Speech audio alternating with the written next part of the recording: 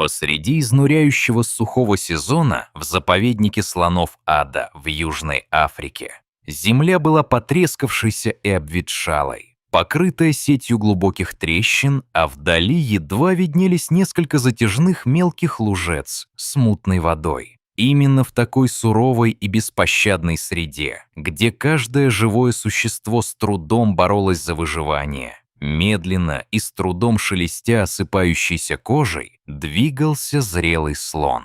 Его правая передняя нога была покрыта большой, воспаленной, позеленевшей гнойной опухолью, красным болезненным абсцессом, который причинял острую, невыносимую боль при каждом движении.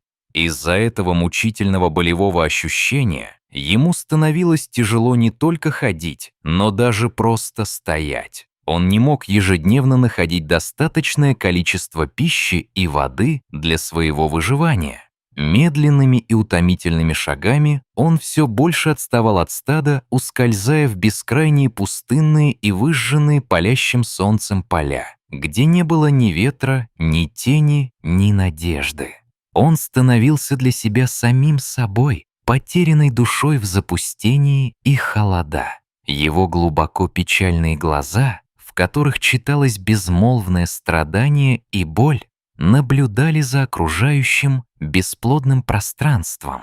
Его большие уши свисали вниз, словно под тяжестью безысходности и бескрайней усталости, которые накапливались годами мучений и лишений. Он остановился рядом с небольшой лужицой, из которой мало-помалу пил воду, опуская хобот вниз лишь для коротких и осторожных глотков.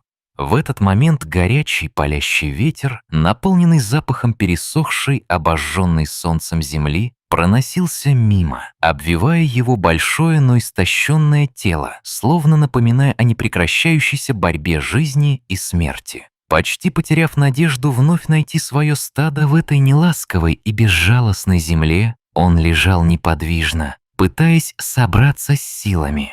Внезапно, словно из ниоткуда, появилась черная птица с длинным изогнутым клювом, которая осторожно приблизилась к его травмированной ноге. Этот любопытный гость внимательно осматривал красное опухшее место — абсцесс на гигантской ноге слона.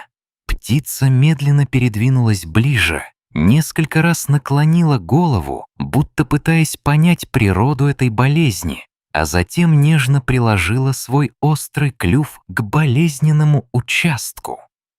В один момент птица громко клюнула рану. Воздух наполнился звуком резкого щелчка, и натянутая кожа лопнула, выпуская из раны струйку густой желтой жидкости, которая медленно стекала на землю. Слон вздрогнул от неожиданности, но вскоре почувствовал, что острая, режущая боль немного утихла, что приносило долгожданное облегчение. Он осторожно попытался сделать короткий шаг, почувствовав, что давление под ногой ослабло, хотя слабая ноющая боль все еще оставалась. Птица не остановилась, а продолжила несколько раз клевать рану, способствуя выходу еще большего количества жидкости и снимая напряжение с ноги. Слон медленно и нежно взмахнул своим массивным хоботом в знак благодарности, и птица, чирикнув тихо в ответ, взмыла в воздух, растворяясь в голубом небе. В ту ночь он отдыхал необычайно долго и крепко, испытывая чувство, будто он вылечился и был спасен. Однако всего через несколько дней гнойная рана ухудшилась. Опухоль снова начала увеличиваться, покраснение распространялось все шире вокруг ноги, а мучительная боль становилась невыносимой. Из раны появился едкий и отвратительный запах, а желтый гной постоянно просачивался наружу, делая невозможным стоять или ходить хотя бы в меру нормально. Весь оставшийся день слон лежал неподвижно у той же лужицы, совершая лишь неуклюжие попытки опустить хобот, чтобы сделать несколько капель воды, сражающейся за каждый глоток жизни. Его мучительная боль становилась настолько сильной, что на несколько часов он погружался в неподвижность, практически теряя способность шевелиться. Его дыхание становилось учащенным. Тяжелое дыхание звонко разносилось по пустынному полю, будто эхо набирало пространство вокруг. Глаза были полузакрыты, ресницы дрожали словно в борьбе с невыносимой усталостью и бесконечной жаждой жизни, которую ему трудно было сохранить. Мышцы истощались, тело становилось все тоньше с каждым изнурительным днем, угнетая дух животного.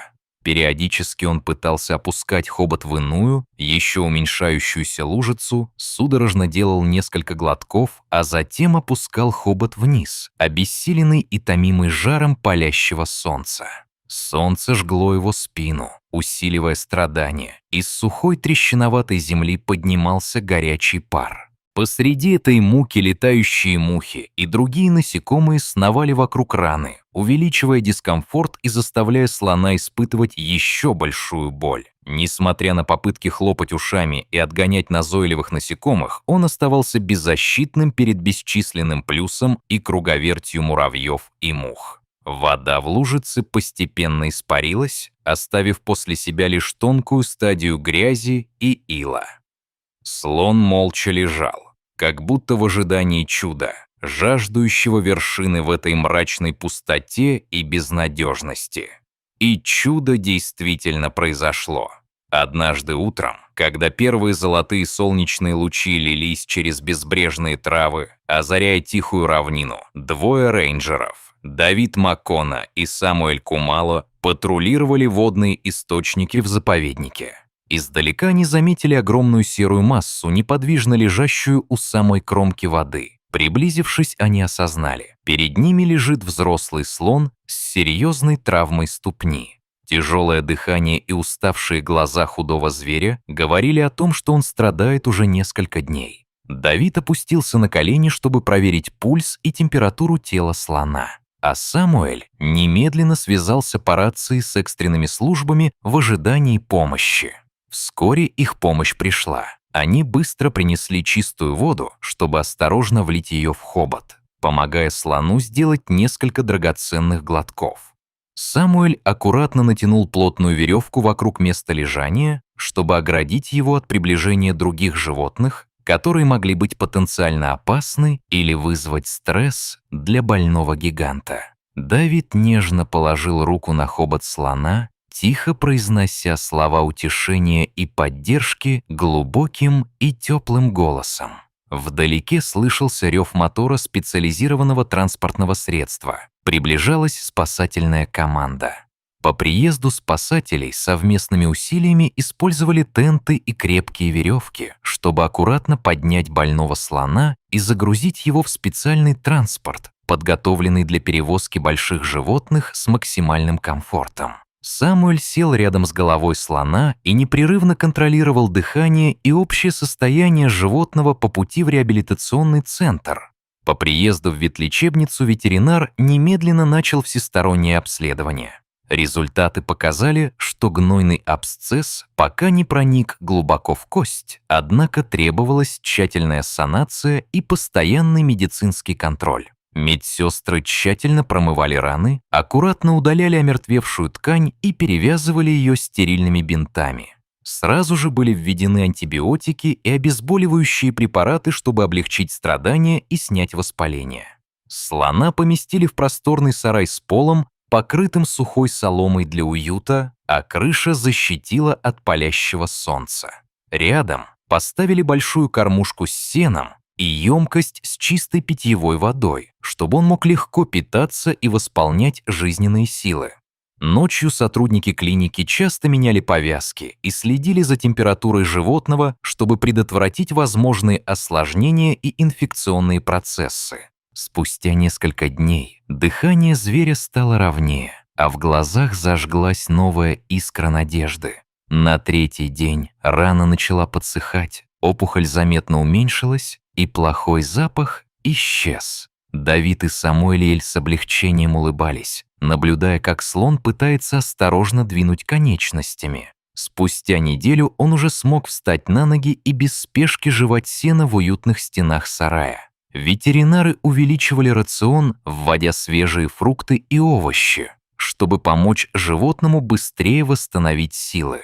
Каждое утро Самуэль выводил слона на открытый дворик, чтобы под теплыми солнечными лучами он мог получить дозу витамина D и немного прогуляться.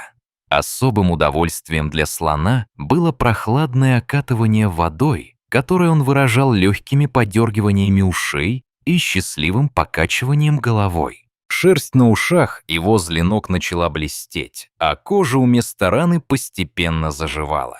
С каждым днем его шаги становились все увереннее и крепче. Шаткость и нестабильность ушли в прошлое. Через месяц рана полностью затянулась, и никаких следов воспаления не осталось. Настало время вернуть благородного гиганта в дикую природу, где он по праву принадлежит. Давид и Самуэль подготовили специальный транспорт и осторожно вывели слона по деревянному пандусу. По пути в широкое поле он высовывал хобот, вдыхая знакомый аромат родных просторов и свежего ветра. Когда дверь машины открылась, слон медленно и с достоинством ступил на мягкую, пропитанную солнцем землю, наслаждаясь запахом сухой травы и влажной земли. Золотое полуденное солнце отражалось на его морщинистой, но живой коже, словно напоминая о том, что жизнь продолжается, издавая глубокий мощный рев, словно прощание и благодарность всем, кто помог ему в трудные дни. Он пошел вперед, оставляя за собой глубокие следы на нежной, но прочной земле. Давид и Самуэль стояли неподвижно, глядя, как их подопечный уверенно удаляется вдаль, с глазами полными гордости и надежды. В их сердцах жила не только радость от спасения одного слона, но и гордость за сохранение части дикой природы. Они знали, что хотя они могут больше никогда не увидеть друг друга, невидимая связь между человеком и этим большим животным останется навсегда. Слон продолжал свой путь, постепенно уменьшаясь на фоне бескрайних травяных пространств национального парка Адо. Над ним пролетающее стадо черных птиц, словно провожая его, сопровождало его возвращение в свободу. Вдалеке показались силуэты других слонов, медленно приближающихся к нему. Слон остановился на мгновение, приветливо взмахнул хоботом, а затем ускорил шаг, стремясь к своей семье. Эти мягкие звуки взаимных зовов разлетались по просторам, рассеивая тишину денька. В этот миг он вновь стал не одиноким изгнанником, а полноправным членом большой и дружной семьи. Давид и Самуэль вернулись в лагерь, наполненный простым, но глубоким ощущением счастья. Солнце медленно опускалось за горизонт, оставляя после себя яркое оранжево-розоватое сияние. История слона и его необычного птичьего друга навсегда останется в памяти тех, кто будет рассказывать ее у вечерних костров в дикой природе. И вот в этих землях дикой природы, благодаря доброте и заботе человека, слон обрел свободу вновь, чтобы жить, расти и быть частью великого и бескрайнего мира дикой жизни.